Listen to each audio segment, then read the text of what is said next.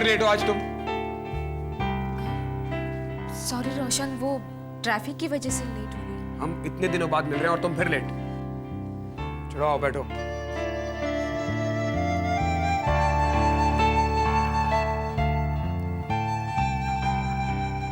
पूछोगी नहीं इतने दिन मैंने जेल में कैसे गुजारे?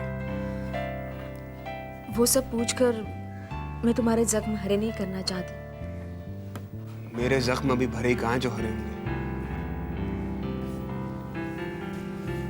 वैसे आज तुम बहुत सुंदर लग रही हो। वो तुम बहुत दिनों बाद देख रहे हो ना, इसलिए तुम्हें ऐसा लग रहा होगा। क्यों? क्या तुम सुंदर नहीं हो? पता नहीं। मुझे पता है। रोशन, आज मुझे तुमसे बहुत डर लग रहा है।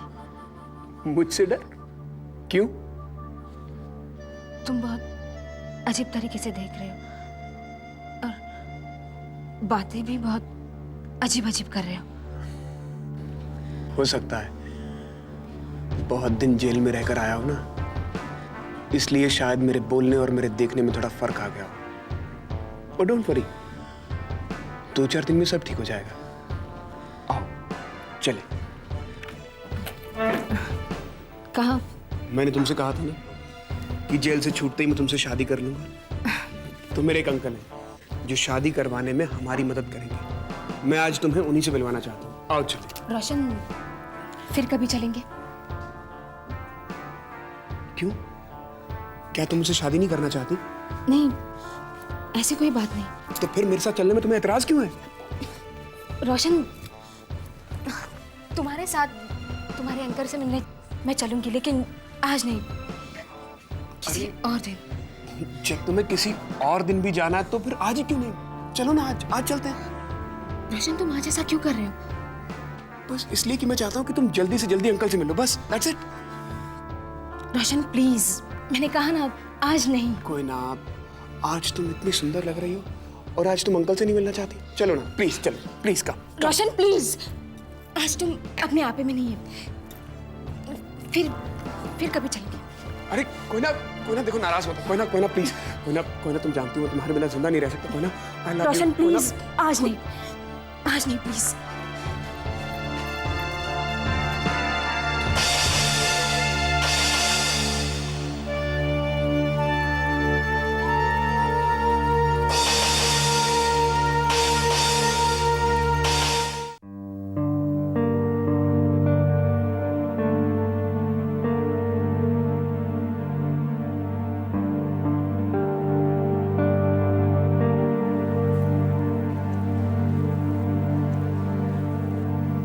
आप इस तरह अकेले क्यों बैठी हैं? ऐसे ही। मैं समझ सकती हूँ आप सबकी परेशानी। कैसी परेशानी? आपको नहीं मालूम, फैक्ट्री में बहुत बड़ा घाटा हो गया है। हाँ, वो मैं जानती हूँ। कैसे पूरा करेंगे नुकसान आप लोग? पता नहीं, अब इन सब बातों के बारे में ये और शारदा बेहतर जानते हैं। वो ही संभाल लेंगे। हाँ, जिसने नुकसान किया है वही उसे पूरा करने की भी सोचेगा। अब व्यापार में तो फायदा नुकसान ये सब कुछ तो चलता ही रहता है ना। हाँ, लेकिन इतना बड़ा नुकसान उठाने की क्या जरूरत है कि घर से बेघर ही हो जाए? नहीं, ऐसी नौबत तो नहीं आएगी। ऐसी नौबत आ सकती है नंदिनी। सिर्फ एक इंसान की गलती की वजह से आप सब लोग भुगत रहे हैं। शारदा सिर्फ अपने बारे में सोचती है और किसी और के बारे में नहीं। क्या जरूरत थी इतना बड़ा ऑर्डर लेने की, जिसकी वजह से कल को हो सकता है बच्चे बेघर हो जाएं?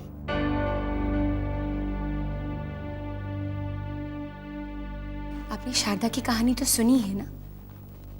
अब तक तो आप समझ ही गई होंगी कि वो किस तरह की औरत है, जो अपने माँ बाप की नहीं हो सकी, वो किसी और की क्या होगी। पर मुझे लगता है आपको बहुत ज्यादा परेशान होने की जरूरत नहीं है। आपको शारदा को साफ साफ कह देना चाहिए कि फैक्ट्री की परेशानियों का असर आप पर और आपके परिवार पर नहीं होना चाहिए।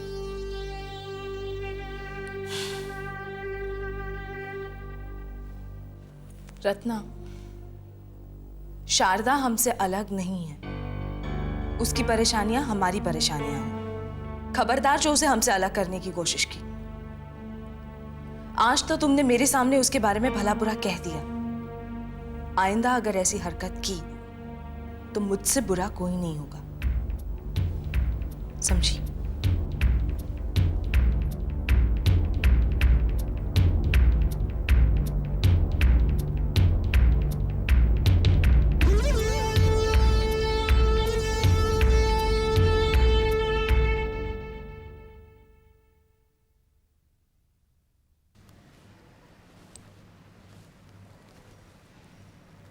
Morning sir.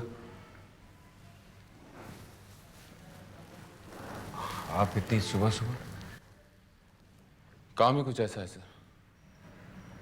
कहिए।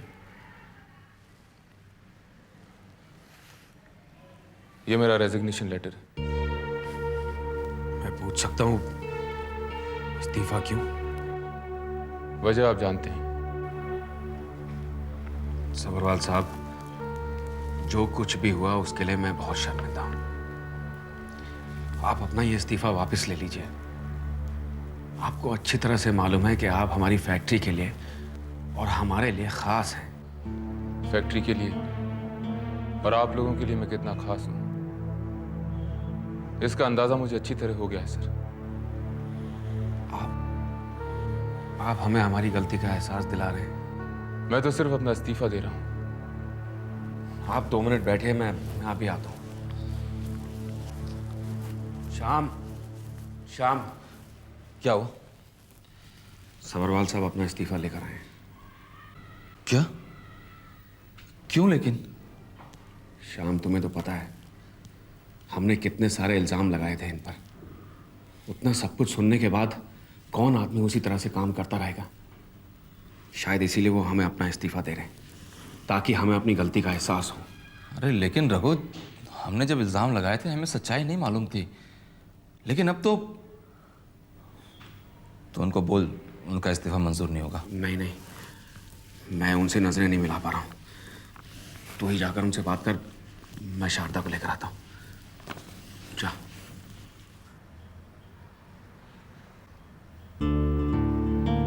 सबरवाल साहब, मैं नहीं जानता कि बात कहाँ से शुरू करनी चाहिए और कहाँ ख़त्म करनी चाहिए, लेकिन मैं साफ और सीधे लफ्ज़ों में सिर्फ इतना कहना चाहूँगा कि आप ये इस्तीफ़ा वापस ले लीजिए। देखिए, मैं मानता हूँ हमसे गलती हुई है, मैं उसके लिए आपसे माफ़ी चाहता हूँ। इसकी कोई जरूरत नहीं। जो आपको ठीक लगा वो आपने किया।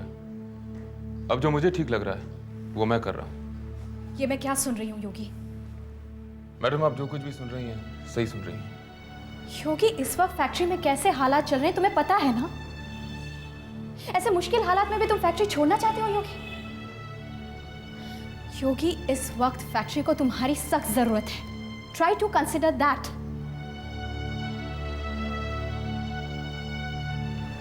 ठीक है, सब कुछ जानते हुए भी अगर तुम इस्तीफा देना चाहते हो, देन गो अहेड। हमें से कोई नहीं रोकेगा तुम्हें।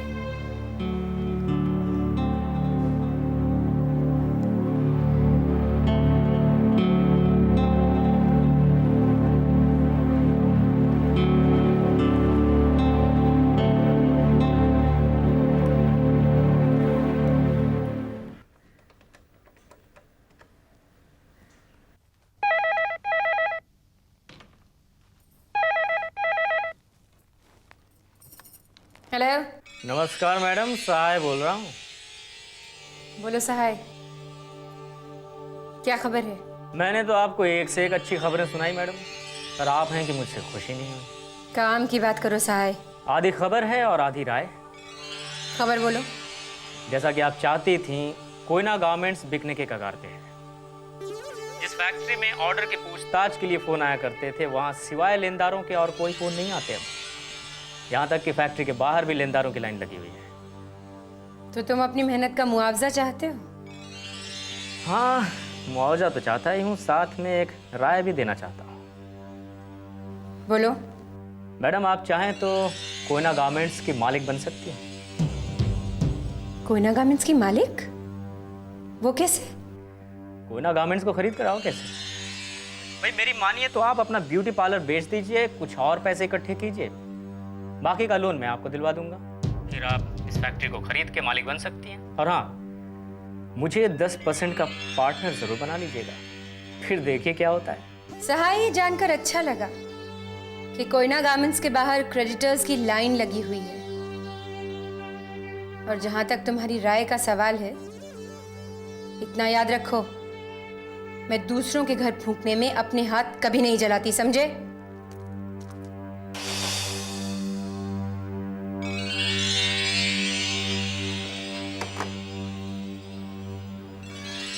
मैडम के तेवर कुछ बदल गए हैं। लगता है नियत और उंगली दोनों टेढ़ा करने के दिन आ गए हैं सहाय।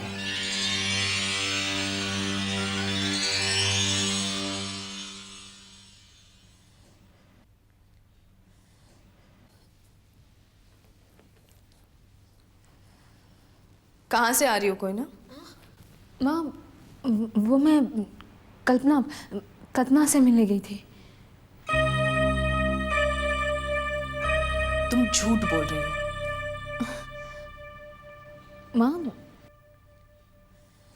मैं भला क्यों झूठ बोलूंगी? वो मैं नहीं जानती, लेकिन तुम कल्पना के घर नहीं गई थी, इतना ही जानती हूँ मैं। माँ, तुम ऐसा कैसे कह सकती हो? मैं तो वही थी। क्योंकि अगर तुम कल्पना के घर होती तो कल्पना का यहाँ फोन नहीं आया होता। वो तुम्हारे बारे में नहीं पूछती कोई।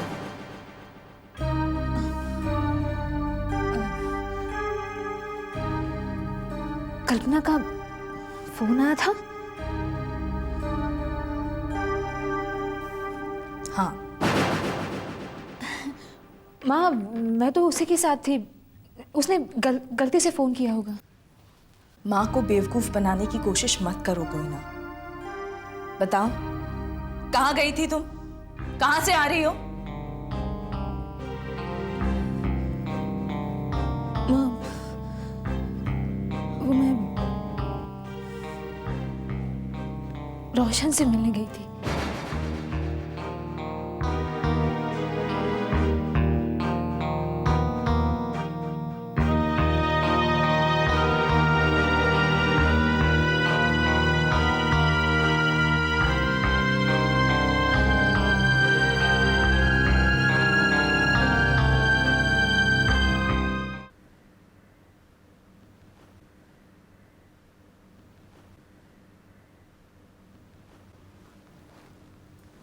क्या बात है श्याम? घर में सब लोग बहुत परेशान से दिख रहे हैं। शारदा का चेहरा भी उतरा हुआ है, तुम्हारा भी और रघु का भी। किसी का चेहरा नहीं उतरा रत्ना। तो अपने काम से काम रखो बस।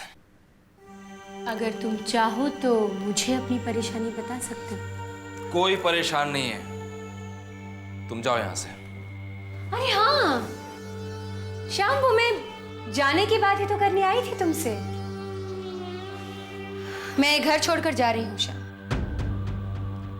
घर छोड़कर जा रही हो? हाँ। कहाँ? नए घर में। तुम लोगों को क्या लगता है अगर तुम बताओगे नहीं तो किसी को पता नहीं चलेगा? मुझे मालूम है कि फैक्ट्री में तुम लोगों को करोड़ों का घाटा हुआ है, जिसकी वजह से फैक्ट्री के साथ साथ ये घर भी बिकने वाला है। मैं तुम लोगों के साथ सड़कों पर नहीं आना चाहती, इसीलिए मैं अपना घर ले रही हूं। तुम आना चाहोगे मेरे साथ? कभी नहीं। इस हालत में मैं रघु को अकेला छोड़कर कहीं नहीं जाऊंगा, समझी? हाँ, तुम्हें जाना है तो जा सकती हो।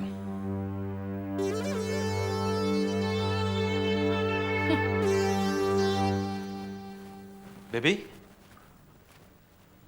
बेबी, मैंने सुना है तुम इस मकान को छोड़कर जा रही हो। लल्लू, ये घर नीलाम हो रहा है। अब बेबी, तुम इतनी दरियादिल कब से हो गई? अपना मकान दूसरों के लिए छोड़कर जा रही हो? अपना मकान? और नहीं तो क्या बेबी, जिसका मकान होता है वही गृह प्रवेश के दिन पूजा में बैठता है ना? हाँ, सो तो है। तो फिर इस मकान के गृह प्रवेश के दिन पूजा में कौन बैठा था? तुम और जमाई राजा। इसलिए ये मकान रघु और शारदा का नहीं, तुम्हारा और जमाई राजा का है। बेबी, उस समय मैंने जो तस्वीरें खिंचवाई थी वो तस्वीरें इस बात का सबूत है कि ये मकान तुम्हारा है। लेकिन लल्लू, रजिस्ट्री तो शारदा के नाम पर है ना? उससे क्या होता है बेबी? बेबी, पैसा बहुत बड़ी चीज है, कुछ भी हो सकता है। तुम कोर्ट कचहरी के चक्कर मुझ पर छोड़ दो, रजिस्ट्री मैं तुम्हारे नाम पर करवा दूंगा।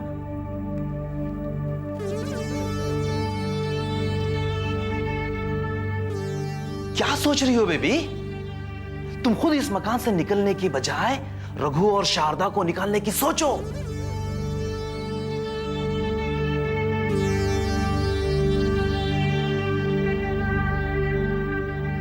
शराब!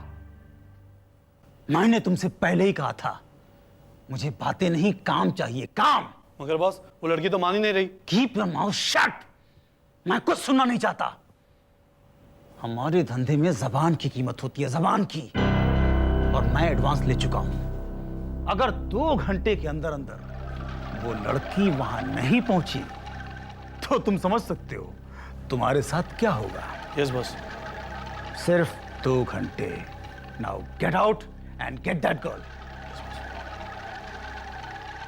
ओह रोशन, मेरा बच्चा, कहाँ है कोयना? बॉस, बस अभी मैं उससे ही मिलके आ रहा हूं, लेकिन उसे लाने में थोड़ी परेशानी हो गई। परेशानी?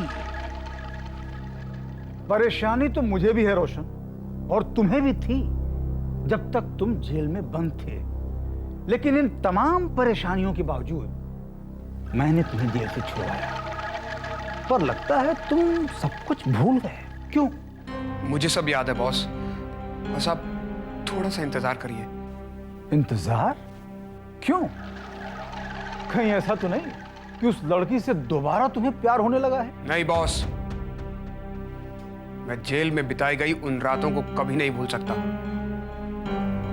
और जिसने मुझे वहां पहुंचाया उसे मैं कभी माफ नहीं कर सकता। उसे तो मैं बर्बाद करके रहूंगा। आप बेफिक्र रहिए।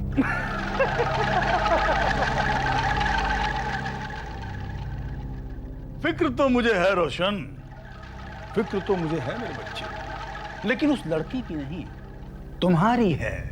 क्योंकि तुम्हें एक बार मैं जेल से छुड़ा चुका हूं, लेकिन अगर दोबारा फिर से तुमने वही गलती की तो इस बार मैं तुम्हें ऐसी जगह भेजूंगा, ऐसी जगह भेजूंगा जहां तुम्हें जिंदगी भर कोई भी छुड़ा नहीं पाएगा। अंडरस्टैंड? कोयना आपके पास 2 दिनों के अंदर पहुंच जाएगी। अच्छा, 2 दिन में? सोच लो, 2 दिन का मतलब होता है सिर्फ 2 दिन। सोच लिया। All the best.